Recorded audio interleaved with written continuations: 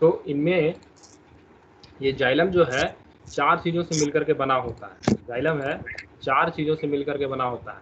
Xylem tracheids जिनको वाहिनिका भी बोलते हैं, दूसरा वाहिका, तीसरा जाइलम पैरेन्काइमा और चौथा जाइलम फाइबर। इन सब से मिल करके जाइलम का निर्माण होता है। यानी जाइलम के कहा जाए तो जाइलम के 4 घटक होते हैं। और इन कोशिकाओं की जो कोशिका भित्ति होती है वो बहुत मोटी होती है तथा इनमें से अधिकतर कोशिकाएं लगभग मृत होती हैं। लगभग क्या, अधिकतर कोशिकाएं मृत ही होती है। इसमें पहला वाला जो वाहिनिका है, ट्रैकिड्स और वाहिकाओं, पहला और दूसरा वाहिनिका और वाहिका, ट्रैकिड्स और वाहिकाओं की संरचना नलिकार होती है। ट्रैकिड्स की संरचना जो होती है वो नलिकाकार होती है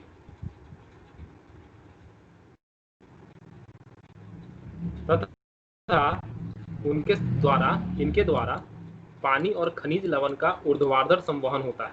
पानी और खनिज लवण का ऊर्ध्वाधर संवहन होता है, यानी इस तरीके से ऊर्ध्वाधर नीचे से ऊपर की ओर संवहन होता है। ठीक है, पहला दोनों का काम समझ में आ गया। ट्रैकिड्स यानी वाहिनिका और वाहिका का क्या कार्य है, ये दोनों पानी और खनिज लवण को ऊर्ध्वाधर संवहन करती है। पानी और खनिज लवण को ये ऊर्ध्वाधर यानी नीचे से ऊपर की ओर सीधे तौर पर लेकर के जाती है। ये जो जाइलम पैरेन्काइमा है तीसरा, इनका काम है भोजन का संग्रह करता है। ये भोजन का संग्रह करता है और यह किनारे की ओर पानी में पार्श्वी संवहन में मदद करता है। किनारे यानी मेन काम इसका है भोजन को संग्रह करना। पैरेन्काइमा का काम है भोजन का संग्रह करना, इकट्ठा करना। फाइबर सहारा देने के कार्य आते हैं। फाइबर जो है जाइलम फाइबर्स जो है ये सहारा देने के लिए काम है, क्योंकि केवल ये सपोर्ट करने के लिए काम में आते हैं। ठीक है, समझ गए? तो यही है आपका ज्यादातर काम, आपको समझना है, याद रखना है क्या करता है। जाइलम जड़ की सहायता से, जाइलम जो फाइबर है, जाइलम जो ऊतक है, वो जमीन से जल और खनिज लवण को पौधों के अन्य भागों में पहुंचाता है। इनमें ये 4 तरीके से मिलकर के बना होता है। इनमें ये 4 तरीके से मिलकर के बना होता है। पहला हो गया है वाहिनिका, दूसरा हो गया वाहिका, तीसरा हो गया जाइलम पैरेन्काइमा, ये वाला जाइलम पैरेन्काइमा, और चौथा हो गया आपका जाइलम रेसे। ठीक है, सब यहाँ लिखा हुआ है। वाहिनिकाएं, जाइलम पैरेन्काइमा और जाइलम फाइबर, चारों। ठीक है, सबका काम बताएं आपको। वाहिनिका और वाहिका का क्या काम होता है। वाहिनिका और वाहिका पानी और खनिज लवण को ऊर्ध्वाधर संवहन करती हैं, जबकि जाइलम पैरेन्काइमा है वो भोजन का संग्रह करता है। और अंत में जो जाइलम फाइबर्स हैं वो सहारा प्रदान करते हैं, वो सहारा देने के लिए होते हैं। ओके, समझ में आया जी सबको?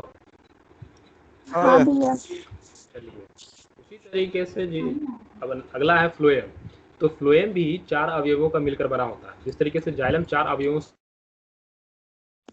उसी तरीके से फ्लोएम भी मुख्यतः 4 अवयवों से मिलकर बना होता है। इनमें होते हैं कौन कौन? चालनी नलिका, जिन्हें सीव ट्यूब्स कहा जाता है इंग्लिश में, दूसरा है साथी कोशिकाएं, तीसरा है फ्लोएम पैरेन्काइमा और चौथा है फ्लोएम रेसे। इन सब से मिलकर के ही ये फ्लोएम बना हुआ होता है। फ्लोएम का जो भाग है, फ्लोएम जो ऊतक है, वो इन 4 अवयवों से मिलकर बना होता है। पहला चालनी नालिका, दूसरा साथी कोशिकाएं, तीसरा फ्लोएम पैरेन्काइमा और चौथा फ्लोएम रेसे। ठीक है, जिस तरह से जाइलम 4 चीजों से मिलकर बना है, उसी तरीके से फ्लोएम भी 4 चीजों से मिलकर के बना होता है। देखिए यहाँ पिक्चर है फ्लोएम का। पहला वाला ऊपर वाला पार्ट जो है ये चलनी नलिका का है, ये चलनी नलिका का है, चलनी प्लेट है। ये वाला पार्ट जो है ना, ये चलनी नलिका है। नीचे से लेकर ऊपर तक कनेक्ट है, नीचे से लेकर के इस तरीके से ऊपर तक कनेक्ट होता है। उसके बाद साथी कोशिका ये है, उसके बगल में ये वाला जो कोशिका लगा हुआ है ना इधर साइड में, ये साथी कोशिकाएं हैं, ये साथी कोशिकाएं हैं। उसके बाद में लगा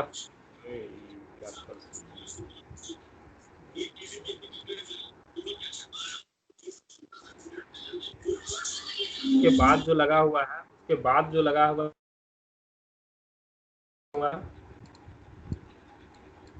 उसके बाद जो लगा है वो फ्लोएम पैरेन्काइमा लगा हुआ है। ये वाला बाहर में निकला हुआ जो है वो फ्लोएम पैरेन्काइमा है। और फिर इसके बाहर में परत पर हो जाता है आपका कौन सा, तो फ्लोएम रेसे हो जाते हैं। जो रेशों का काम ही होता है सहायता प्रदान करना। तो ये फ्लोएम के पार्ट हैं, जो समझ में आया आपको। फ्लोएम भी चार प्रकार की कोशिकाएं या फिर 4 अवयवों से मिलकर बना हुआ है। बीच में जो आपको मिल गया वो चलनी नलिका मिल गया, दूसरा मिल गया आपको सहायक साथी कोशिकाएं मिल गई, उसके बगल में साथी कोशिकाएं मिल गई, और उससे फिर सटे हुए आपको फ्लोएम पैरेन्काइमा मिल गया। और फिर फ्लोएम पैरेन्काइमा के बाद बाहरी भाग जो होगा वो रेसा जैसा होगा, उसको हम लोग बोल देंगे फ्लोएम रेसे। ठीक है, चलिए अब आगे देखते हैं इसमें क्या लिखा है कि चलनी नलिका छिद्रित भित्ति वाली तथा नलिकार कोशिका होती है। नलिकार कोशिका का मतलब पाइप जैसी कोशिकाएं होती है, पाइप जैसी कोशिकाएं होती है। फ्लोएम जाइलम के असमान, फ्लोएम जो है वो जाइलम के असमान, जाइलम के असमान का मतलब जाइलम से अलग, जाइलम से अलग पदार्थों को कोशिकाओं के दोनों दिशाओं में गति करा सकते हैं।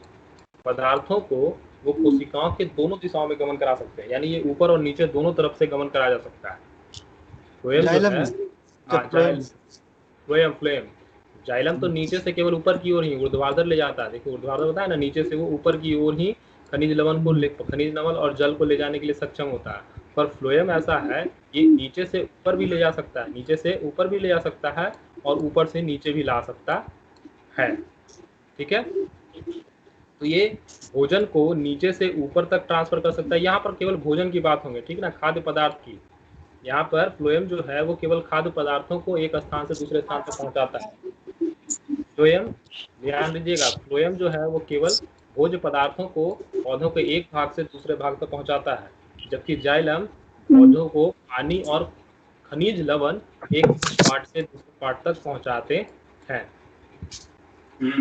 ठीक है, फ्लोएम क्या करता है, फ्लोएम पहला ये चीज समझ में आ गया कि ये जाइलम से असमान है, ये जाइलम से असमान, इनकी कोशिकाएं दोनों दिशाओं में पदार्थों का कोशिकाओं दोनों दिशाओं में गति करा सकते हैं।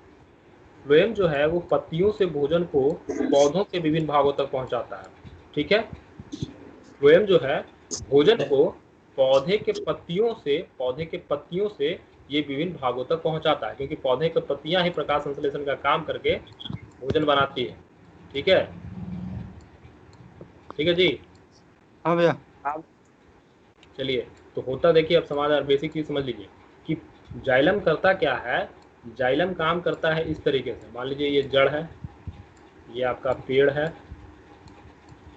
ये पेड़ है, और यहाँ से एक डाली निकला है जिसपे पत्ते लगे हुए हैं, और नीचे यहाँ पर आपका जड़ है। ठीक है, समझ आया बात, पेड़ दिख रहा ना। हाँ। चलिए, तो होता क्या है कि जो जाइलम है, जो पहला वाला हमारा उत्तक जाइलम है, वो जमीन से खनिज लवण और जल को इकट्ठा करके पौधों को ऊपर के भाग पर लेकर पहुंचाता है। पौधों के ऊपर के भाग तक जहाँ जहाँ जल की आवश्यकता होती है, पत्ती को जैसे जल की आवश्यकता है, तो पत्तियों तक वो जल को लेकर के पहुंचा रहा। ठीक है, पत्तियों तक वो जल को लेकर के पहुंचा दिया। यहाँ से ये जाइलम ने जल और खनिज लवण को पत्ती तक पहुंचा दिया। पत्ती प्रकाश संश्लेषण का काम भी कर रही है, पर पत्तियों के द्वारा जो भोजन प्राप्त हो रहा है, भोजन जो बन रहा है, वो प्रकाश संश्लेषण के द्वारा उसको वो फ्लोएम की सहायता से पौधों के दूसरे भागों में पहुंचाती है। यहाँ से ये पौधे के दूसरे भागों में पहुंचा देगी, यहाँ से ये पौधों के दूसरे भागों में पहुंचा देगी। तो ये जो पौधों से दूसरे भागों में भोजन को दूसरे भागों में पहुंचा दे रही है, इसे ही हम लोग फ्लोएम कहते हैं। समझ गए बात? चलिए, जो जाइलम और फ्लोएम में अंतर समझ में आ गया। सबको समझ में आया जी? हाँ भैया। चलिए, डाउट है तो पूछ लीजिए, नहीं तो फिर आगे बढ़ेंगे। भैया हमको डाउट है। बोलिए। जाइलम का तो पता है कि ये तो पानी फ्लोएम को कैसे लेके जाता, लेकिन फ्लोएम भोजन भोज्य पदार्थों को, भोज्य पदार्थ जो वो बनाता है, यानी भोज्य पदार्थ जो वो बना कर रखता है, उसको वो दूसरे पार्टों में, जैसे तना में, टहनी में, इन सभी जगह पर वो भोज्य पदार्थों को ट्रांसफर करता है, जिससे वो भाग जो है वो थोड़ा और थिक होता है। जैसे जैसे पौधे में जितनी पत्तियां होंगी, जितनी शाखाएं होंगी, उतना ज्यादा पौधा अधिक तेजी से विकसित करता है। ये तो पता है हाँ। ना? पौधे में जितना ज्यादा पत्तियां होंगी, उतने ज्यादा वो पौधा तेजी से विकसित करता है, नहीं? हाँ। पौधों की जो पत्तियां हैं, वो जो अपना भोजन बनाती हैं प्रकाश संश्लेषण के द्वारा, तो वो कहाँ रखती हैं? वो पौधों के अलग अलग भागों में ट्रांसफर कर देती हैं। पौधों के अलग अलग भागों में क्या कर देती हैं? ट्रांसफर कर देती है, और वो अपनी भोजन बनाने की प्रक्रिया को चालू रखती है। भोजन बनाने की जो प्रकाश संश्लेषण की प्रक्रिया के द्वारा भोजन बनाना है, उस प्रक्रिया को जारी रखती है और बना करके पौधों के विभिन्न भागों में पहुंचा देती है। जैसे ये पत्तियां, जैसे फल देखते हैं कहाँ लगता है? फल पत्ती पे लगता है? पत्ती में नहीं लगता है। पत्ती में नहीं लगता है? नहीं। पत्ती तना के बीच में लगता है। तना के बीच में लगता है। मान लीजिए ये एक टहनी है, और यहाँ पर आपका एक पत्ता है, ठीक है? तो फल कहाँ लग रहा है? फल कहाँ लगेगा? तो क्या बीच में रहता है भैया वो? ये एक पत्ती है, ठीक है?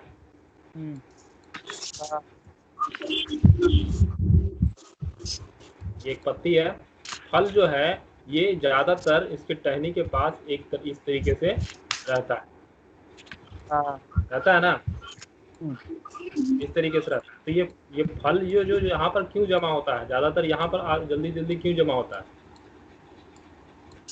तो क्योंकि ये पत्तियां जो है, जो इनके आसपास जो पत्ती है, ये पत्तियां जो भोज्य पदार्थ बना रही है प्रकाश संश्लेषण की सहायता से, वो सब कुछ यहाँ नजदीक में ही यहाँ पर जमा हो रहा है। सब कुछ यहाँ पर नजदीक में जमा हो रहा है और एक फल का निर्माण कर रहा है, समझे? तो ये जो पत्तियां अपना भोजन को पहुंचा रही हैं इस फल के पास, फल का निर्माण कर रही हैं, यही जाइलम के द्वारा, यही फ्लोएम के द्वारा होता है। यही फ्लोएम का काम है। ये अपना भोज्य पदार्थ जो यहाँ से इस फल को दे रही हैं और इसे फल को बड़ा कर रही हैं और पका रही हैं, यही जाइलम का काम है, ठीक है? पत्तियों से भोजन को पौधों के विभिन्न भागों तक पहुंचाना जाइलम का काम है। पत्तियों से पत्तियों से जो भोजन तैयार हो रहा है, उस तैयार भोजन को पौधों के विभिन्न भागों तक पहुंचाना और वहीं पर स्टोर करके रखना। अब समझ में आ गया?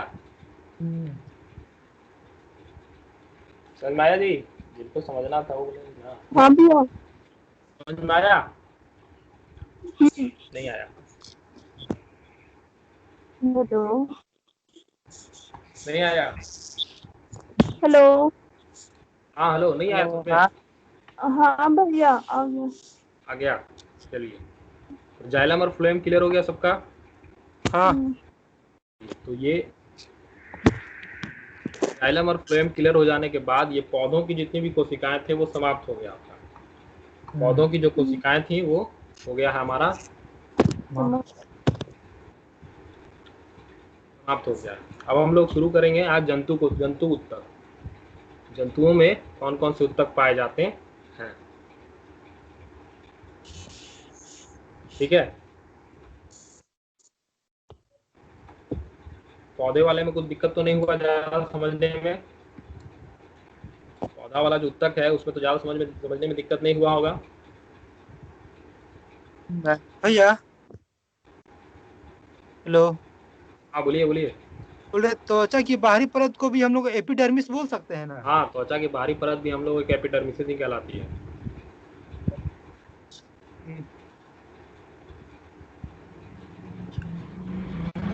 चलिए तो आगे हम लोग बढ़ते हैं। आज जंतु उत्तक के बारे में जानेंगे, ठीक है ना। जंतुओं में जो उत्तक पाए जाते हैं, उनका कलर चेंज करना होगा। जंतुओं में जो उत्तक पाए जाते हैं उनके बारे में पढ़ेंगे। पौधों में तो हमने पढ़ लिया कि पौधों में उत्तक पाए जाते हैं, अब जंतु में जो उत्तक पाए जाते हैं उनके बारे में पढ़ेंगे, ठीक है। शुरू करते हैं। जब हम सांस लेते हैं तब हम अपनी छाती की गति को महसूस कर सकते हैं, अपनी धड़कन को महसूस कर सकते हैं। शरीर के ये अंग कैसे गति करते हैं, शरीर के ये अंग किस तरीके से गति करते हैं, इसके लिए हमारे पास कुछ विशेष कोशिकाएं होती है, ठीक है ना। शरीर का जो ये अंग है हमारा, वो किस तरीके से गति करता है, ये प्रश्न है कि शरीर के ये अंग किस तरीके से गति करते हैं। तो इसके लिए हमारे पास कुछ विशेष कोशिकाएं होती है जिन्हें हम पेशीय कोशिकाएं कहते हैं, जिन्हें हम लोग पेशीय कोशिकाएं कहते हैं, जिनके मदद से हम जब हम सांस लेते हैं तो छाती हमारी फूलती हुई महसूस होती है या छाती में कोई गति महसूस होती है। देखिए चित्र यहाँ पर जो दिख रहा है, इसमें आपको पेशीय रेशे के बारे में बताया गया, पेशीय उत्तक के बारे में दिखाया गया। यह मान लीजिए ये हमारा अमाशय है, ये हमारा अमाशय है। अमाशय के एक छोटे से भाग को यहाँ पर दर्शाया गया है और फिर उसके एक छोटे से भाग को यहाँ दर्शाया गया है और फिर उसके एक छोटे से भाग को यहाँ दर्शाया गया है, ठीक है। यानी जूम किया गया, इसके एक पार्ट को जूम किया गया तो ये पहले दिखा, फिर इसके एक पार्ट को, एक पोर्शन को, यहाँ वाले पोर्शन को जूम किया गया तो ये दिखा, और फिर इसके एक पोर्शन को, इसमें से एक कोशिकाओं को जब देखा गया तो उसके बाद ये दिखा, ठीक है। तो यहाँ से देखने से पता चलता है कि जो पेशीय कोशिकाएं, पेशीय जो हमारा अमाशय है, जो हमारा अमाशय है, वो इस तरह के पेशीय कोशिकाओं से मिलकर के, बहुत सारे पेशीय कोशिकाओं से मिलकर के बना हुआ होगा, है कि नहीं। इस तरह का पेशीय कोशिकाओं से मिलकर के बना हुआ होगा, नहीं समझ में आया ये पिक्चर। ये कोशिका जो है ये एक कोशिका है, ये सिंगल कोशिका है, इसके अंदर केंद्रक है और ये चिकनी पेशी रेशिया है, ठीक है। तो ये कोशिकाएं आपको यहाँ पर बहुत सारी दिख रही होंगी, ब्लैक ब्लैक डॉट दिख रहा ना। तो ये इसकी केंद्रक है, इसका मतलब यहाँ पर एक कोशिका है, यहाँ पर एक कोशिका है, यहाँ पर एक कोशिका है, यहाँ पर एक कोशिका है, यहाँ पर एक कोशिका है, यहाँ पर एक कोशिका है। इस तरीके से बहुत सारी इस तरह ये कोशिकाएं बहुत सारी एक जगह से एक साथ लगी हुई होंगी, जिनसे फिर इस तरह का शेप बना और फिर जिनसे हमारा पूरा का पूरा अमाशय बना है, ठीक है। पेशीय कोशिकाएं होती हैं वो इस तरह की होती है, लंबी। तो हमारा जो धड़कन, जो हमारी जो गति जो महसूस होती है छाती पर, वो किस कारण से होती है, इन्हीं कोशिकाओं के फैलने और सिकुड़ने के कारण अंगों को गति प्रदान होती है। ये जो कोशिका हैं, जब ये सिकुड़ते हैं और जब फैलते हैं, जब ये फैलते हैं और सिकुड़ते हैं, तो यही सिकुड़ना और यही फैलने की गति हमें महसूस होती है। इन्हीं कोशिकाओं की सिकुड़ने और फैलने की गति हमें महसूस होती है। क्योंकि यहाँ पर एक कोशिकाएं नहीं है, यहाँ पर अमाशय में हमारे पास ऐसी एक कोशिकाएं नहीं है, एक से अनेकों कोशिकाएं, लाखों कोशिकाएं इसमें मौजूद होंगी, इसलिए वो आवाज हमें थोड़ी तेज सुनाई देती है, पर इतनी तेज नहीं कि आप दूर से भी सुन सकें। आप अपने आप से भी उसको अच्छे से सुन नहीं सकते। समझ गए? समझे जी ये पोर्शन? चलिए आगे बढ़ते हैं। सांस लेते समय हम ऑक्सीजन लेते हैं, सांस लेते समय हम ऑक्सीजन लेते हैं, और यह ऑक्सीजन तब आती कहाँ से? यह ऑक्सीजन आती कहाँ से और कहाँ जाती? आती कहाँ से तो पता है, वायुमंडल से आती है। और ये जाती कहाँ है? और ये जाती कहाँ है? जब हम सांस लेते हैं तो ये ऑक्सीजन हमारे नोजल्स थ्रू से होते हुए, यानी नाक से होते हुए फेफड़ों के द्वारा अवशोषित की जाती है और फिर रक्त के साथ शरीर की सभी कोशिकाओं तक पहुंचा दी जाती है। यही प्रोसेस होता है, यानी जब हम सांस लेते हैं, ऑक्सीजन को जो सांस लेते हैं, वो अंततः पहुंचता कहाँ है? हमारी कोशिकाओं के पास। हमारी कोशिकाओं के पास पहुंचता है। जो हम ऑक्सीजन सांस लेते हैं, ये ऑक्सीजन हमारी कोशिकाओं के पास पहुंचता है, यही पहुंचता है ना जी। फेफड़ों में पहुंचा, फेफड़े इसको अवशोषित किए, अवशोषित करने के बाद फेफड़े इसे रक्त के साथ शरीर के विभिन्न भागों में पहुंचा दिए और विभिन्न भागों से वो विभिन्न कोशिकाओं में पहुंच गई। तो बात ये इम्पोर्टेंट है कि क्या ये सभी किसी कोशिकाओं को ऑक्सीजन की आवश्यकता होती है? अगर होती है तो क्यों होती है? सभी कोशिकाओं को ऑक्सीजन की आवश्यकता होती है, अगर होती है तो क्यों होती है?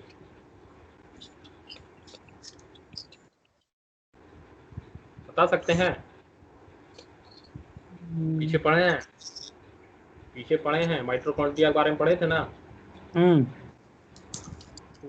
ऊर्जा निर्माण करने के लिए माइटोकॉन्ड्रिया में श्वसन ऊर्जा को निर्माण करने के लिए ऑक्सीजन आवश्यक होता है, समझे? पावर हाउस इसी को बोलते हैं माइटोकॉन्ड्रिया में, ठीक है ना। माइटोकॉन्ड्रिया के कारण माइटोकॉन्ड्रिया का कार्य है ऑक्सीजन का यूज करना और पावर हाउस बनाना, मतलब पावर को जनरेट करना।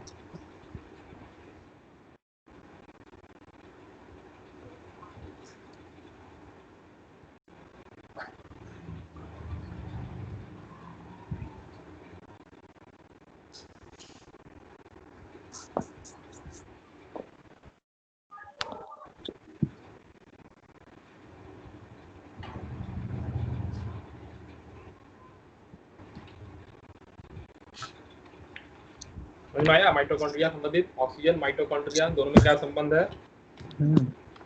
यही माइटोकॉन्ड्रिया ऑक्सीजन जब वहां पहुंचता है तो ऊर्जा का निर्माण करता है एटीपी के फॉर्म में। एटीपी भूल गया? नहीं भैया, याद है। माइटोकॉन्ड्रिया जो ऊर्जा का निर्माण करता है, ऑक्सीजन जब वहां पहुंचता है तो इस तरीके से किस फॉर्म में ऊर्जा का किस फॉर्म में रखे निर्माण करता है? तो एटीपी के फॉर्म में ऊर्जा का निर्माण करता है। जिसके बाद वो एटीपी के निर्माण करने के बाद वो एटीपी का यूज ऑक्सीजन की मदद से वो जो ऊर्जा का निर्माण होता है, एटीपी का जो ऊर्जा का निर्माण हुआ एटीपी के रूप में, उसको हम लोग यूज करते हैं ऑक्सीजन की सहायता से। चलिए ठीक है, समझ में आया माइटोकॉन्ड्रिया और ऑक्सीजन। तो ऑक्सीजन हमारे आवश्यकता क्यों है? बस ऊर्जा का जो निर्माण हो करके रखा रहता है उसका प्रयोग करने के लिए। एक लाइन में समझे तो क्या? तो माइटोकॉन्ड्रिया में जो ऊर्जा का उत्पादन होकर रखा हुआ है, एटीपी के रूप में जो ऊर्जा उत्पादित होकर के रखा हुआ है, उस ऊर्जा को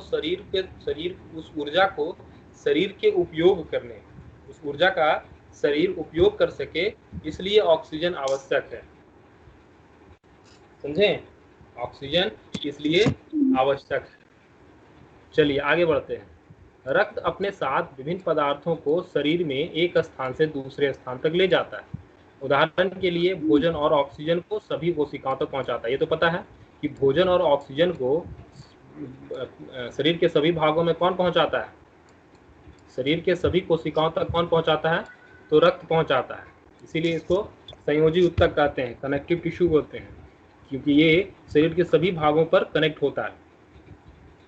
यह शरीर के सभी भागों से अवशिष्ट पदार्थों को एकत्रित कर यकृत यानी किडनी के तक उत्सर्जन के लिए पहुंचाता है।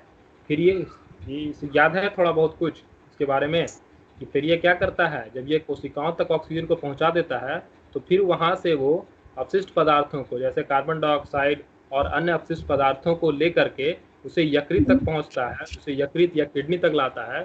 फिर किडनी उसको फिल्टर करती है, फिर किडनी उस ब्लड को फिल्टर करती है और जो अवशिष्ट पदार्थ हैं उसको बाहर निकाल देती है और फिर शुद्ध पदार्थ को हृदय के पास वो रक्त को भेज देती है।